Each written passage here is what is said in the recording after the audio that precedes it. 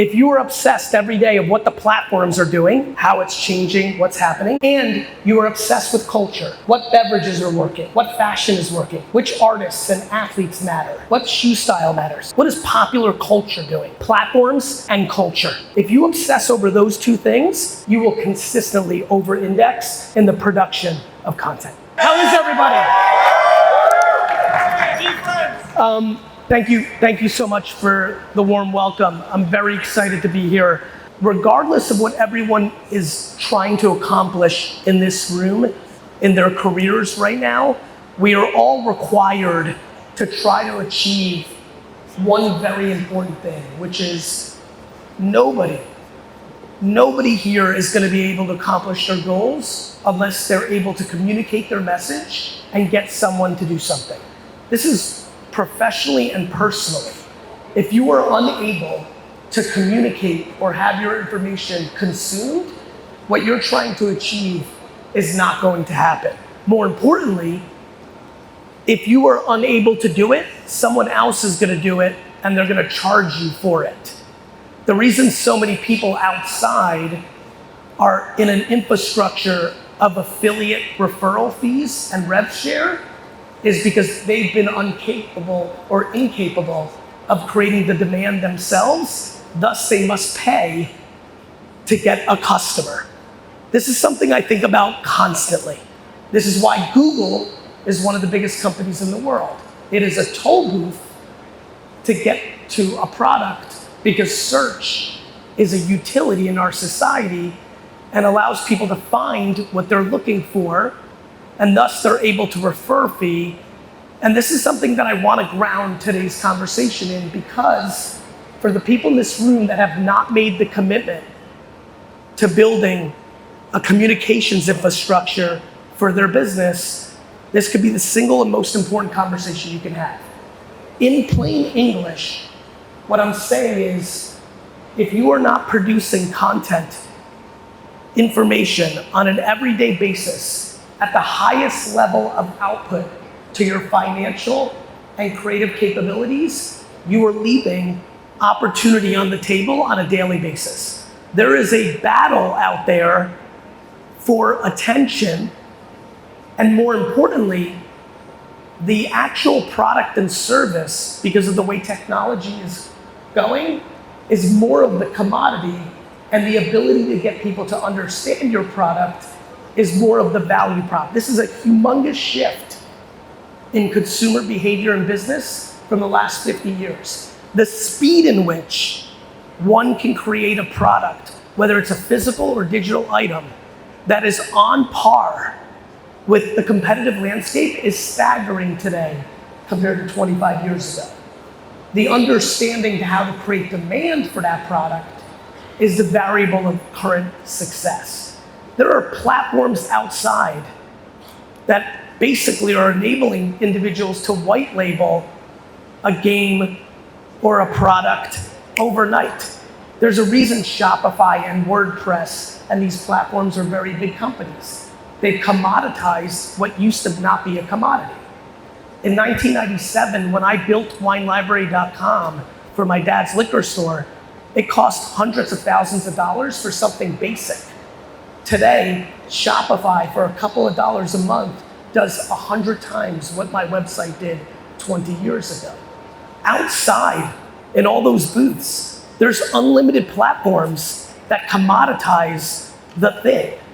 Even today, 18 months after I launched VeeFriends, there's platforms that would allow me to mint and create an NFT project that cost a fraction in time and money to execute what I did 18 months ago. What we have to understand is technology, and don't even get me started on what's going on with artificial intelligence. Technology is moving faster than a lot of us. It's creating a very important conversation that everybody here has to leave with, which is the following. You can tell me how awesome your game is. You can tell me how epic your technology is, and I'll explain to you how in 12 months, that advantage will be commoditized by a platform company if it hasn't already been. What I hope that everybody leaves this talk with today is understanding where the commodity is not, where there is an opportunity to build growth. And that is called modern branding. What outside of this tent is doing very well is math. There's a lot of good math out there.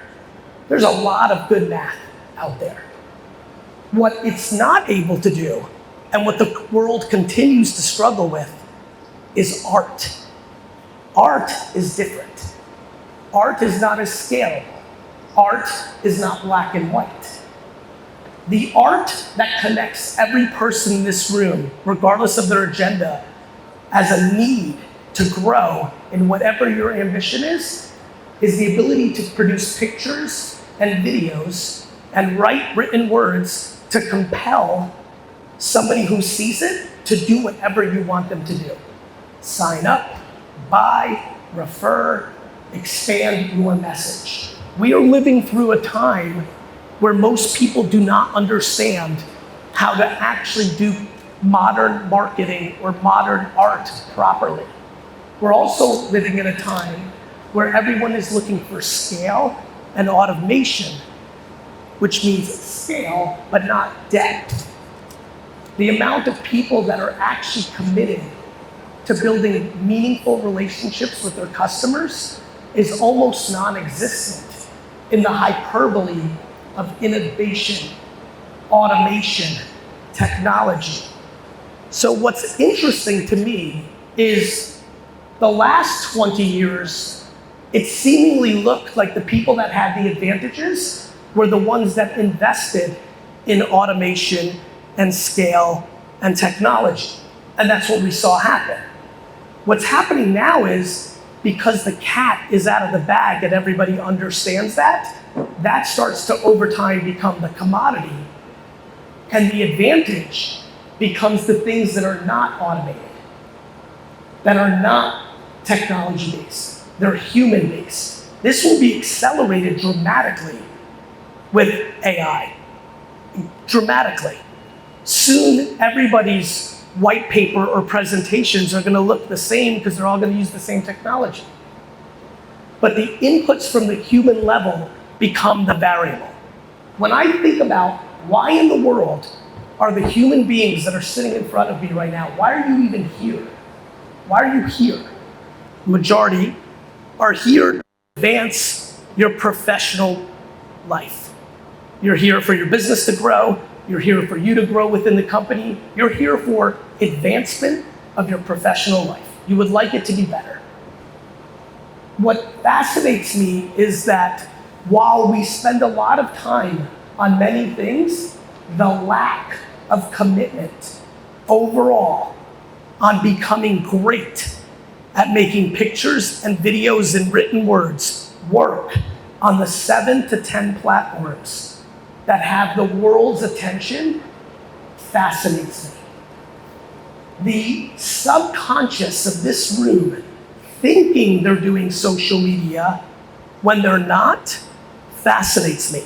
The companies outside that spend unbelievable amounts of marketing in math, but very little in art. In a world of referral fees and CAC, customer acquisition costs, it is fascinating how many people don't invest at all in creating relevance or brand, which would immediately drive down your cost of customer acquisition and affiliate. It would give you back leverage that you don't have to pay to an affiliate infrastructure that charges you 50% of the revenue. This is extremely important to this room and this industry. We are consistently underperforming in building brand and social to then only pay more money to get customers. Every day, we are thrilled to spend dollars and split the vig with an affiliate or referral, but we won't take those same dollars and invest them into making 4 TikToks a day or 6 LinkedIn posts, or take advantage of the fact that Facebook Reels right now is grossly underpriced. And so what I want to leave this talk with is the following. a reframing of strategy for the influencers, the entrepreneurs, the startups, and the big companies in this room, which is modern, contemporary companies that are digitally focused, like the ones outside here, which represent all of you, are incredibly strong at technology and math, but are wildly under-delivering on the current state of marketing in our world. And that variable added to what you already do well actually gives you the leverage you're looking for in a million different ways. If you're raising capital, it's a hell of a lot better that you have brand and are known or have some consumer demand, not just what your numbers look like on your Excel or pro forma. When you are doing very heavy math-based marketing and converting, the more consumers that have actually heard of your business outside of the ad or the affiliate will convert at a much higher level, thus driving down your cost of customer acquisition.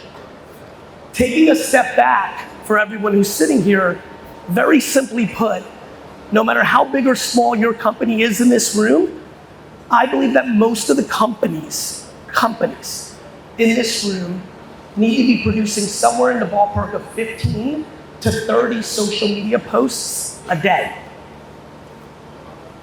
15 to 30 a day.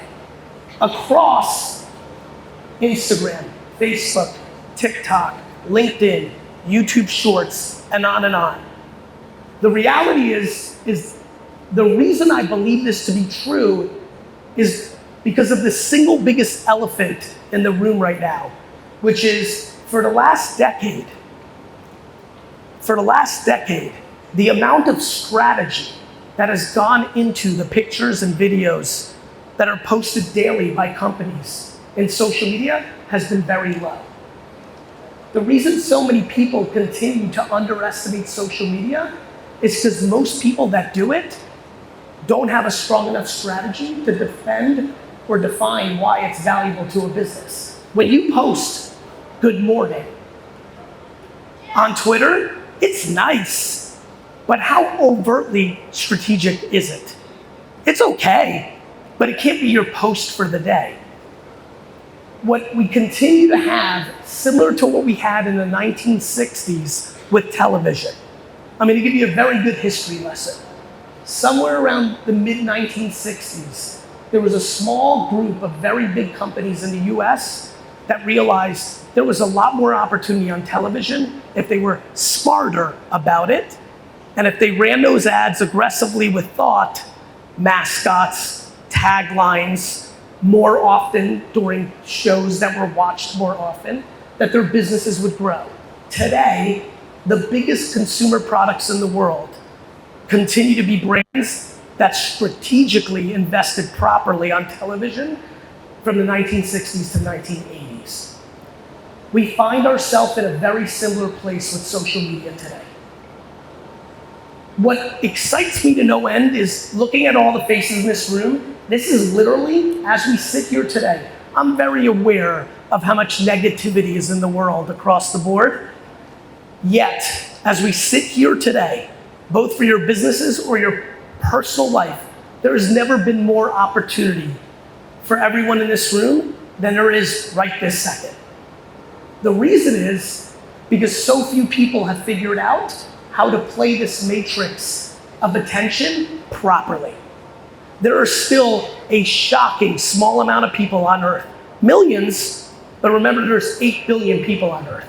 There are a couple of million people that have really figured out how to do media and creative on the 8 social networks that have the world's attention to extract that attention and deploy it against their business needs.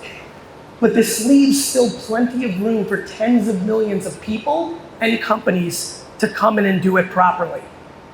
We have another 10, 15, 20 years maybe while the big companies continue to misunderstand what the opportunity is. This begs the question that I'm most interested in to an audience like this in the sector that's out there. How many people in here have the bravery or, like I like to think, the common sense to instead do the easy and the lazy and continue to run the same blueprint based on affiliate and math and ads based on math, how many people are ready to make the jump to the art that is required for substantial growth? This is the question in this room. The question is, do people actually realize what I've been talking about for the last 15 minutes? How real is it to you? The problem is what I mentioned 5 minutes ago. Many of you have posted on social media daily. Many of you have been around the last 15 years and have watched this all grow. Many of you have posted for businesses or for yourself. The reality is, are you good at it? What's confusing to people is, unlike many other things in our life, marketing, specifically social media marketing, confuses people where they think if they're doing it, they're doing it well. What's amazing about sports is nobody is confused if they're good or bad in basketball. You go play basketball and you know very quickly, I am not good at this sport, I am good at this sport. Just because you have a TikTok account and post once a day does not mean that you're good at it. And this is what I want to have this room lead with. As we sit here today, the following platforms are completely underpriced in both their organic reach and their paid media. Facebook, Twitter, Snapchat, Instagram, TikTok, YouTube, LinkedIn. This is profound. All of the platforms are underpriced on their organic reach and their media. What does this mean? How many people here have now gone viral on TikTok? You posted something and it got 1 million views. Raise your hand. Raise it. For the 7-10 people here that raised their hand, they felt the impact of underpriced organic. They posted something, they had 20 followers, 100 followers, 1,000 followers. They posted something and they got 1 million views.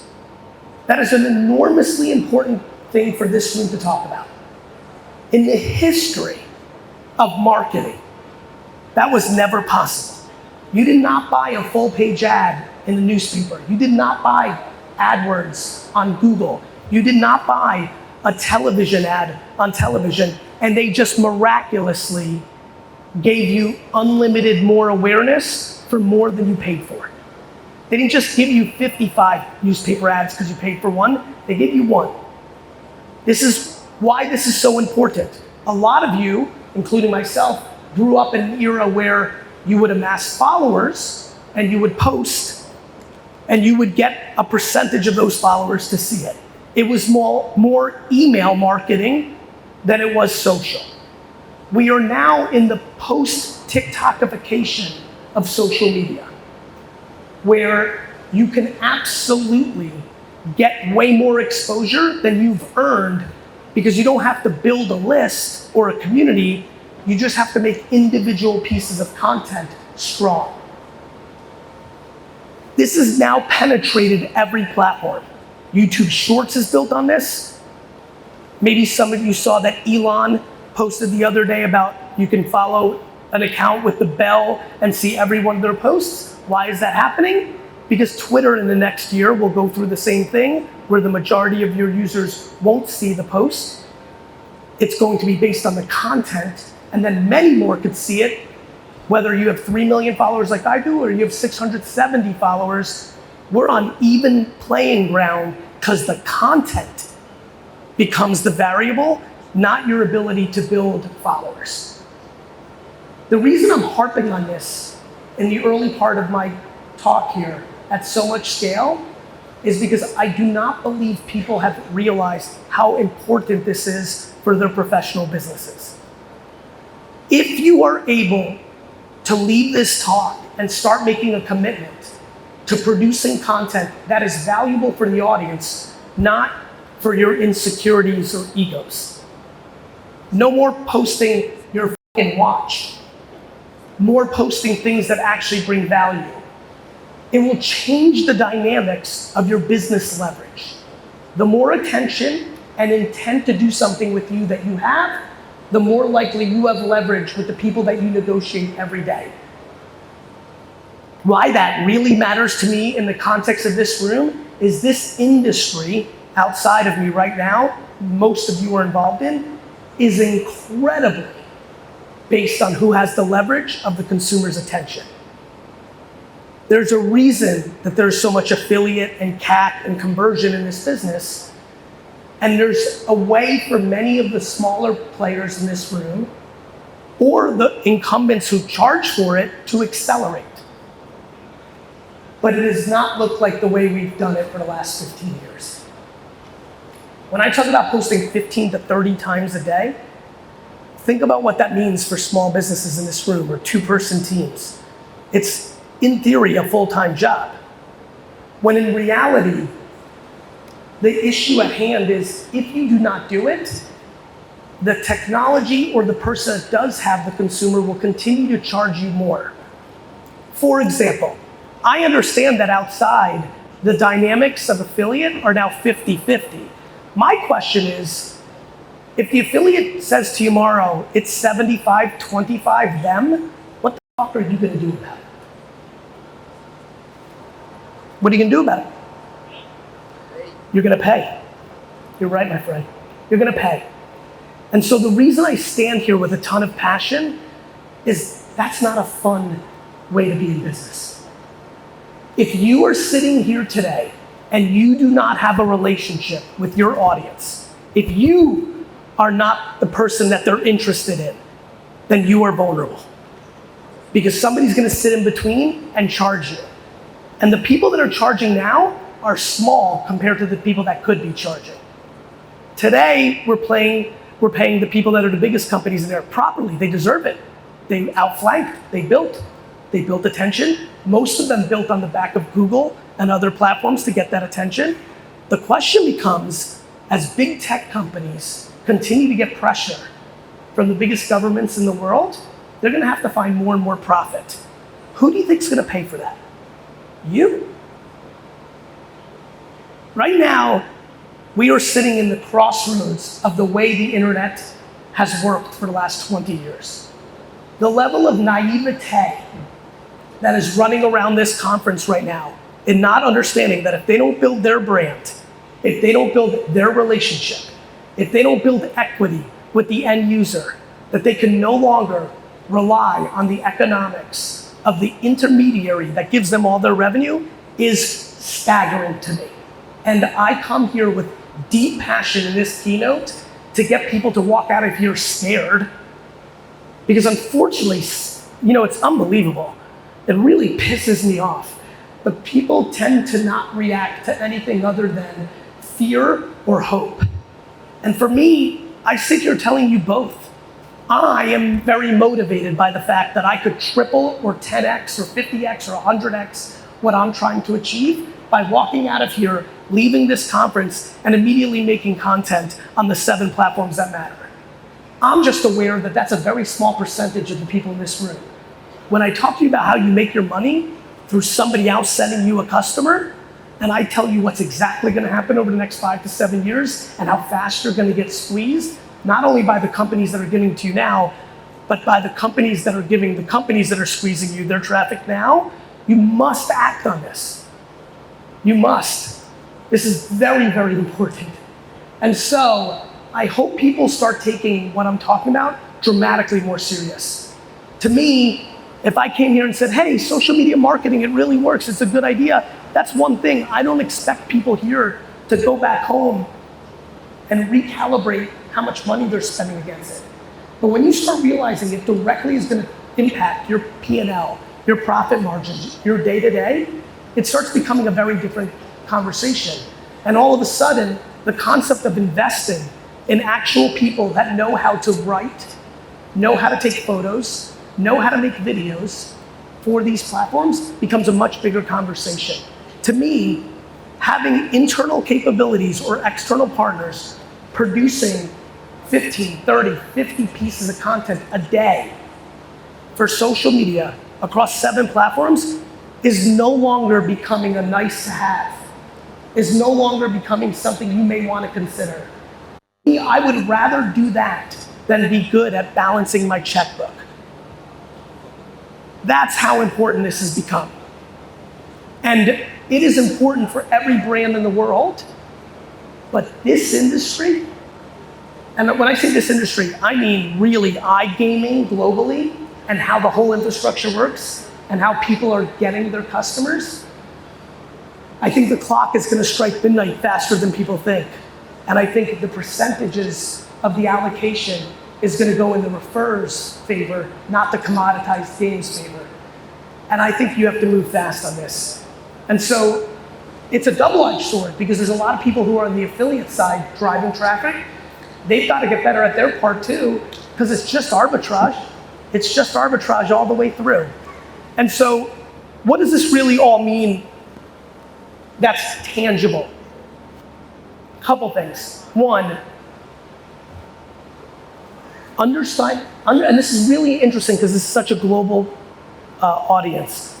The level of talent in the following places where the cost for that talent is quite attractive, but the talent of knowing how to make the pictures, videos, and written words for social are very strong are the following.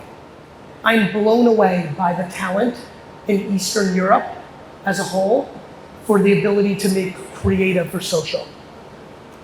APAC. I think many parts of Southeast Asia, the cost of the talent in return for the video work and the pictures and the written word are incredible. Bless you.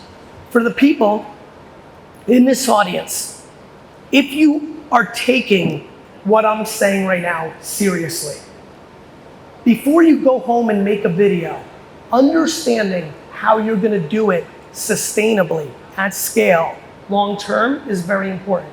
What I believe all of you will face the second you go down that path is you're gonna figure out how to afford it. How are you gonna afford it?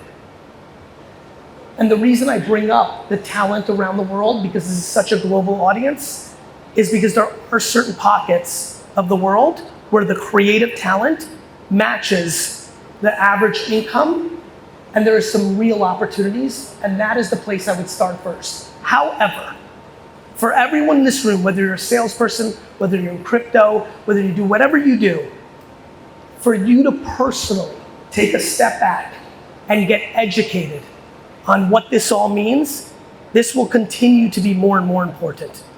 Because you do understand, as AI comes into our world over the next 20 years, a lot of the making of this stuff will become commoditized. But the thinking of the ideas, the setting up of critical thinking of what you're going to make people jump in is incredibly important.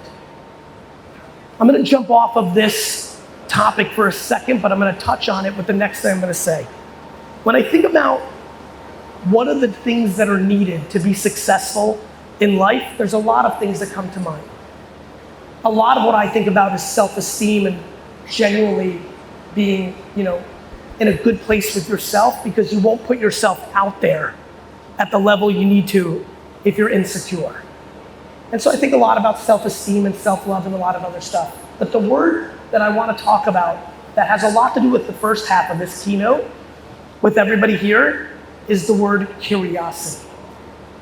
The thing that I would ask so many people to ask themselves about where they are in their own journey of curiosity is very important because of what's looming in our society.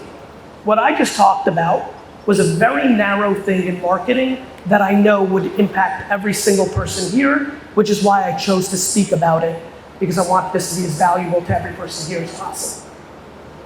The mental human perspective that I would ask everybody to really lean into here and ask themselves where they are is the word curiosity. And let me tell you why. I think everybody here can probably sense that this Web 3.0, last year we defined Web 3.0 as crypto and NFTs.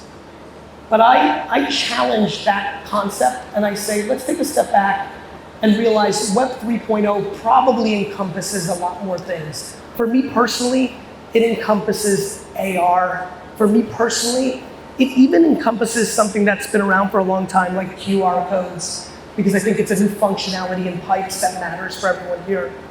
It definitely involves VR, and we know that. And it clearly involves AI, which is going to be such a big deal.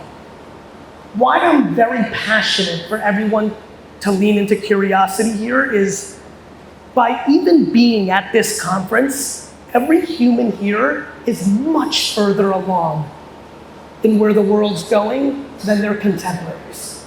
However, me included, we're very stuck in what we're doing right now.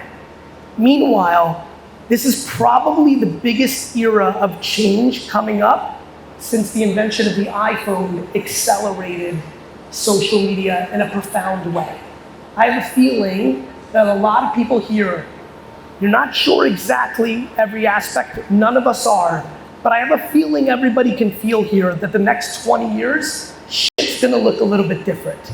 That between AI and AR and VR and decentralized servers, like it just feels like it's not the status quo that the last 15 years are. In that will be some of the biggest opportunities that you will ever see in your entire life. In this next era, like my life changed when it was changing with social media and the iPhone in that 2005, 6, 7, 8, 9 era, it's very clear, and I have a feeling a lot of people here can sense it, that these next 6 or 7 years, there's just gonna be a lot of opportunity, a lot of craziness. We saw it last year with NFT land. At the first half of the year, I'm like, yay, yay, yay. The second half of the year, all my videos were 99% of these are going to zero because everybody got so crazy and they let greed take over. That still doesn't mean that decentralized servers aren't going to be a dramatic part of our lives. Just because the value of collectibles collapsed doesn't mean NFTs are not going to be, and smart contracts are not going to be a meaningful part of our world. The same thing happened with Web 1.0. In 1997 and 1998, every internet company that went public was worth $1 billion with zero revenue. All of those stocks collapsed, but it didn't mean that the internet was not going to be one of the biggest inventions of our time. That's just blockchain. That's not even mentioning what's going on in AI. And in the last year, everybody here has been affected and blown away by Jasper or Midjourney or ChatGPT. All of us have tasted real AI, not fake AI like we were for the last 7 years. And it really caught everyone's attention. These things are going to converge together at scale. And so I ask all of you, please do not leave this conference without asking yourself, how curious are you? You know how many of you here have opinions about AI, yet you've never spent 50 hours really using it? You know how many people here have opinions about everything that's going on in new technology, yet it's because your friend told you or you read 2 articles? You didn't have the curiosity to go all in. You lead with no, sometimes you lead with yes, but very few lead with maybe.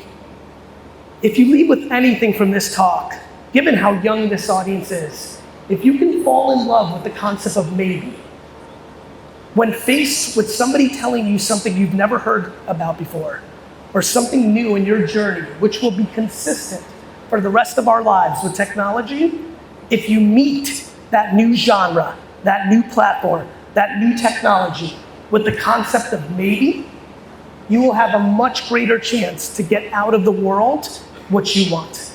And so I argue at scale that one of the biggest things to lean into within your own body going into the next decade is finding out for yourself, with yourself, where do you sit with curiosity? Are you a curious person or are you not? And how do you develop more curiosity? For me, the way I built more curiosity was I started surrounding myself with people that were more curious. And so I challenge you to really think about this because it will really matter. Tying this all back before we go into the Q&A here right now is a really important reality for everyone here, which is at a conference like this, The number one ROI is not a keynote like this. It is not the booth. The number one ROI of a conference like this is the people that are sitting to the left and right and front and back of you that you've never met in your life. When people ask me things like, hey, like, break it down for me. Why did things work for you? What worked? I think about a lot of things, work ethic, like a lot of stuff that I'm sure you've heard a million times. But one thing that always comes up that I don't think people think enough about is I did a very good job in this exact setting when I was doing what you're doing right now in 2005, 6, and 7, when I wasn't on stage, when I was trying to come and learn. And I had the self-confidence of being able to network because I love people and I wasn't offended if someone did not want to speak to me. I didn't have the ego. I had the humility to be able to have somebody say no or look at my badge and see, back then my badge said wine library. So most people looked, they didn't say Google or Microsoft, and they had no interest in talking to me. That was their fucking mistake.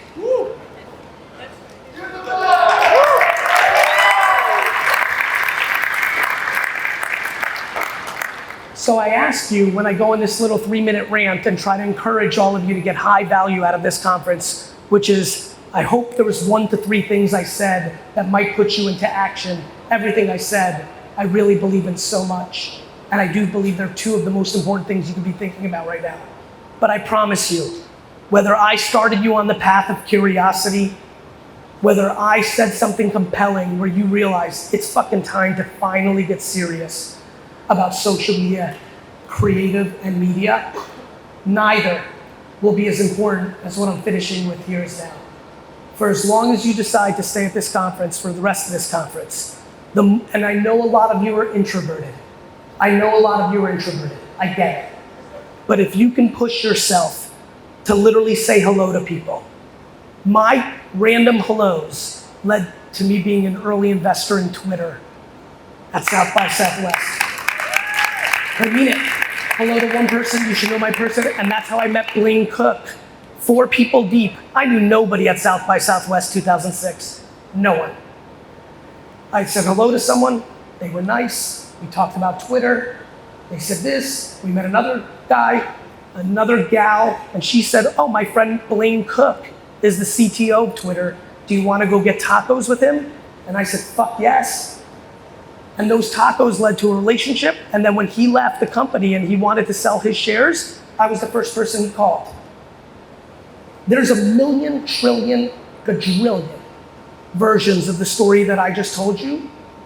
And I just imperatively push you to get out of your comfort zone, or more importantly, a lot of you are very extroverted, but much like content, where you only post 1 a day, you may only say hello to 1 new face a day at this conference instead of 87. And so, please, for this conference, which is clearly buzzing and very vibrant, and kudos to the organizers, and every conference you do going forward, there is never anything on stage more interesting than the 6 relationships that you can leave the conference with. And so I implore you, after this talk, to meet as many people here as possible while you're here.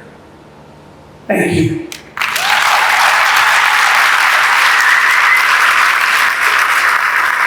Awesome. I want as much Q&A as possible. Let's do it. Look, I think everyone here is going to hear unlimited articles and TV programs and conversations around AI taking jobs. You know what else took jobs? This. This took a lot of jobs. You know what else took jobs? The car. You know what took a fuckload of jobs? Tractors.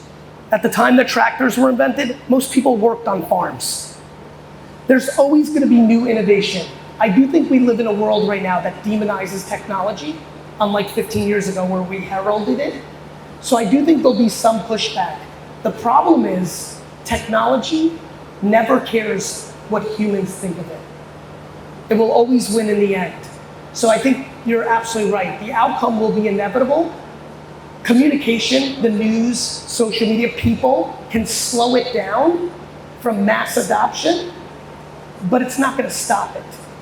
There's been more advancements on NFTs and blockchain in the last 6 months, regardless of how many people are pumping it on Twitter. Technology is technology. So you'll just have to have a little patience if the communication and headlines are not in your favor. And there will be people that demonize it, but there will be a whole nother sector that knows how profound it is. And many people here are gonna find themselves full-time in AI businesses in the next 20 years. What excites me is decentralized servers are profound. It is a profound technology. It's true. It's a profound technology. So much like 1996, how many people here are over the age of 45? Raise your hand. Great. So there's like 20 of us. Hey kids, there's 20 of us. There's 20 of us that remember in 1998 and 1999 that nobody we knew was willing to put a credit card into the internet because they were scared their credit card number would get stolen and they'd be ruined.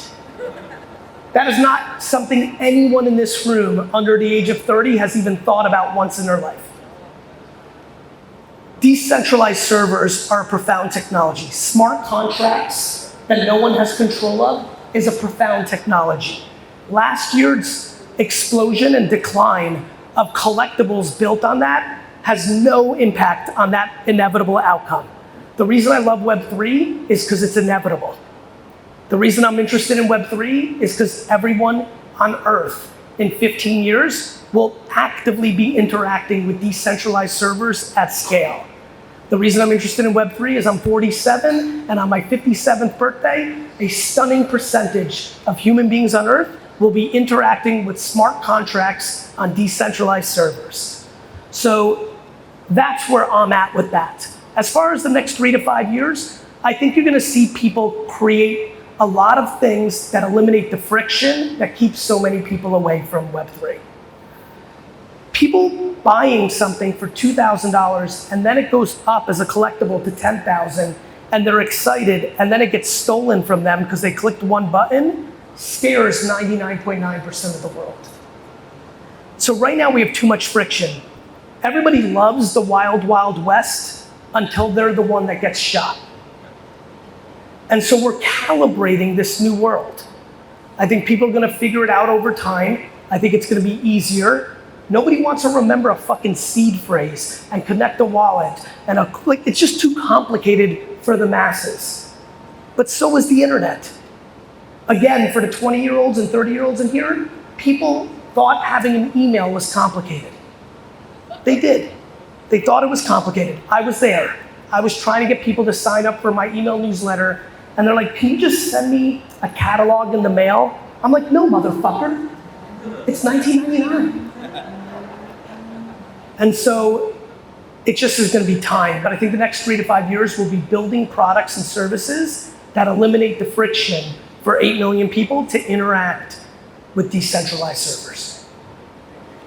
I'm aware that you and many other people have started to build data sets around all the words that I've said and written. We've done the same and have started that process. I'm not in a place where I'm using AI for my content yet today.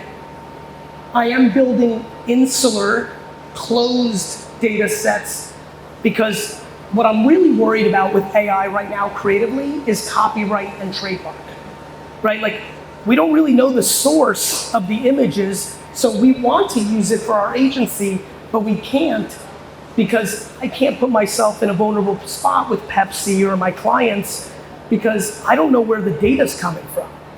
But to your point, with all my words and videos, it's me. There's, it's really funny. There's a video I have that's never been published where I talk about why I started Daily V and why D-Rock started to film me 24/7. And it was based on the fact that I believed long-term it was gonna be the data set that built my AI reality. And so I'm sitting on more information than most because filming 12 hours a day of a human being who talks 10 hours a day is just a lot of content over a 7-year period. You from the outside have been able to, so I think a lot of people here are gonna go through that journey the next 20, 30 years. I haven't started. We've started building the pipes and the infrastructure for us to do it because it's ready now. And so I think in the next year or so, a lot of the content will be coming from those sources. And so I'm excited to learn. I learn by doing. And so one of the biggest reasons I'm doing it is to learn so that I can then put out information to help others. My point of view on social media content is everything will always have a place if you're good at it. Meaning, short form video will forever be a way humans want to consume.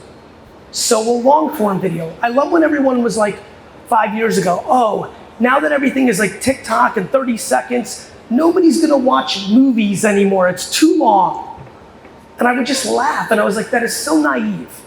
Not only do we watch movies, we watch 9 hours straight of Netflix. If we like the show, we'll binge watch the whole damn day. So we will continue to watch long form. When I was writing all those books and I was Mr. Digital, everybody would make fun of me. They're like, hey, you believe in the internet so much, why the fuck are you writing books? And my answer would be, because people read them. Just because we are reading unlimited stuff on iPhones doesn't mean that people aren't reading books. This is a very progressive crowd. How many people here have read a book in the last year? Raise your hand. High, raise it high. The biggest problem with the world is obsessed with or. The biggest problem in the world is that the world is obsessed with or. All of my professional success and all of my personal happiness is based on the fact that I'm obsessed with and. So, to answer your question, I think Reels, short form video, will have a very good life. I think the written word, I think pictures, I think carousel, I think green screen, they all can work. What you're referring to is when platforms are testing new content formats, they will give it a short-term window, 3 months, 2 weeks, 10 months, to see if it's working. So they will push more of that format of organic reach than the incumbent. The incumbent still works. I had my most successful TikTok in 6 months 2 days ago because it was good. It's just harder. It's all supply and demand. The reason that short form video is getting harder is not just carousels, it's more people are making short form video. 5 years ago, how many people here followed me 5 years ago? Raise your hand. Thank you. So all of you that raised your hand, you were there when I was like musically TikTok, right? You were there. You also know that most of you didn't do anything about it because you decided it was for 15-year-old girls that were dancing and you were building your list on Instagram and you didn't want to do both. You were too busy on one. So I think what happens is there's more people making short form video now because now everyone's figured it out. The problem is when everyone figures it out, the supply goes up. There's only so much attention, so it gets fragmented. But I'm very bullish on short form video because it's just the way that humans will always consume content. It's declining in nuances. There are people that are growing. There are accounts that are growing. It's that when there's an overall decline in the short term, you've got to adjust. I'll give you an example. If somebody raised their hand right now and said, Gary, I love you, but I'm not making 30 pieces of content. I can't do it. But I'm going to make 3 pieces of content. Where should I make it? The answer I would tell everybody here would shock you. I would say Facebook Reels. Facebook Reels. I haven't recommended Facebook as the primary place to make content since 2015. But the reality is Facebook Reels right now, because there's still so many people consuming, but so many people left and aren't making, the supply and demand is off and the opportunity is profound. So what I would say to you is things ebb and flow. What works today may not work tomorrow, but what worked yesterday may work tomorrow. And what you have to do is be obsessed every day on something that I call PAC, P-A-C, platforms and culture.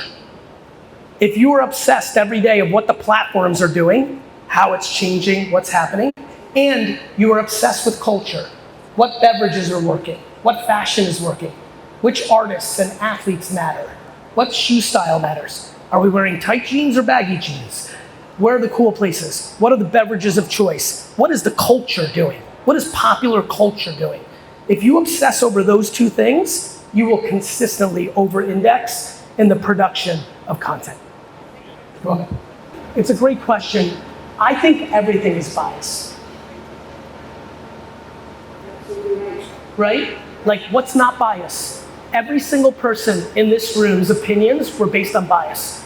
Your parents' bias, your best friend's bias, the media's bias, social media's biased, your idol's biased, the music you listen to biased, video games biased, the country you live in biased. Like, this concept that AI is gonna be biased and this is gonna fuck us up, humans are biased. What's happening right now on Earth is that people are just coming to their senses around some truths that haven't been modern conversations. And I think we're demonizing everything. I'm a very happy person because of my bias. My mother is an incredibly profound, all-time great human being who's extremely positive, wildly loving, loves everybody, and I'm the byproduct of her bias. So bias can be good. And so, what am I doing about it? I was born in the USSR. I grew up in America in the 80s. Those are two very different worlds during a time of high conflict. I was trained, brought up, and lived in a place since I was 10 years old, 7 years old. I've taken everything with a grain of salt. I've never listened to what my teacher said fully. I've never listened to what my parents said fully. I never listened to anything fully. What I've been is as thoughtful as possible in everything that I've consumed. It's time, and it will happen, and it's happening. We're all gonna have to do that. When I punch in shit into ChatGPT, I take the fucking answer with a grain of fucking salt. Just like I do when I watch CNN or Fox News or listen to what I'm listening to in my hotel room here or wherever I am in the world. We need to be thoughtful, but we don't need to be cynical. The biggest problem with the world right now is everyone's cynical. Everyone's cynical to AI. They're looking for the problem versus looking for the solution. This is not gonna be solved by us technology programming it to not be biased. It'll always be biased because we're biased. What we need to educate people on is to be thoughtful. We need to be taught to be thoughtful. We also desperately need to be taught to be optimistic because way too many people are pessimistic now. You were the one who first thrashed BlackBerry on television. You have done all of the stuff that at one point of time we said, you know what, Gary's crazy. No, it's not going to happen. But you proved everyone wrong and you nailed every prediction, or rather almost every prediction of yours. You know why? I don't predict. I've never predicted anything in my life. All I do is observe quickly. I stay curious and do everything. And I watch the truth and then I talk about it. When I said, hey, this NFT thing is gonna go well right now, it's because people were buying them, not because I thought they were buying them. The reason I said that 99% was going to zero was the behavior was based on greed, not based on community. And so if you're good at observing people and you don't try to guess, you just talk about what's happening, it will always work out. It's why my talk for the first 25 minutes here was very important. I was watching everyone. I'm telling you right now, 98% of this room did not grasp what I was talking about for the first 20 minutes. I promise. But it's not because of anything other than for 15 years, social media has been a big part of all of our lives. It's just changed at a time that really matters. And so it's hard to grasp when something's changing. But the reason this has worked for me is I don't guess. Everything I talked about for the first 25 minutes has happened for the last 18 months. Fantastic, but my question to you is that what upcoming trends do you see in the space of Web3? And also what kind of trends do you see that's going away? As far as Web3, I think it's similar to what I said over here. I think the next year or two is gonna be very boring and I'm excited about that. A lot of people got burned. A lot of people are like, fuck that. This is where real builders build real infrastructure. And so I think the next 24 months is gonna be eliminating the friction for the next wave. I think going out of fashion, the only thing I can see going out of fashion that's very black and white to me is advertising on television. The idea of running television commercials in 2023 on network or cable networks at the price that's associated with it is one of the great farces of all business. And I think with connected TV and the streaming services, in the next 5 years, the biggest brands in the world are gonna wake up and realize that they're throwing money directly in the trash. And that's why I want everyone here to move fast, because when I tell you to make 30 pieces of content and run ads on this is all happening before Coca-Cola and Emirates and BMW come in, because the second they come in, they're gonna fill the pot.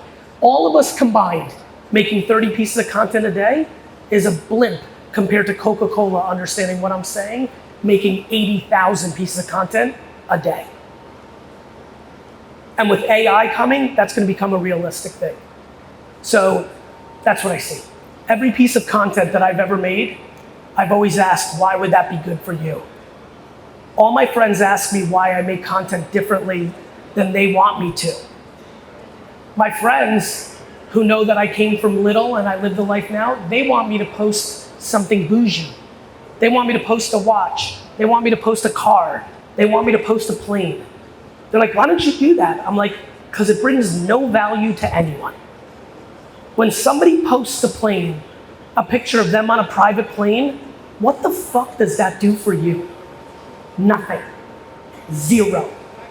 And so for me, the way I built a community was spending the last 17 years making content that actually brought value to people instead of bringing value to me. For a new community builder, thank you, by the way. For a new community builder, I would do the same thing. Everybody here has massive value to bring to the world. I mean that. Most people are not willing to be vulnerable enough or honest enough or authentic enough to be able to get it out of them. Most people want to front. Most people want to project something. If everyone here talked about their true skills, their true passions, or their true challenges, they'd be able to be a community builder. You've got to build content that matters. Nothing else matters. The education question is a humongous challenge because I believe in education the most. Education is what makes the world go round. Education is what we're doing right now. The way education is sold by schools around the world is I have a real problem with. I think you're giving your friends very good advice. Memorizing information to regurgitate a month later on a test is the craziest shit that I've ever heard of. When you said everyone has good grades, I was laughing. I had very bad grades my whole life because watching all the schools around the world ban ChatGPT is so devastating to me. They would rather have kids memorize things that they could look up on the internet in 1 second than to teach critical thinking. The reason AI is going to be so profound is it's going to teach critical thinking. You have to put something in the AI for something to come out. You have to put something in that matters for something to come out that matters. We have a chance to teach these young kids around the world right now actual critical thinking. The actual critical thinking that is actually how life works, and yet we're banning it throughout the world. I think my answer to the question is I think every 15-year-old should ditch school every day, not just when Gary Vee's in town.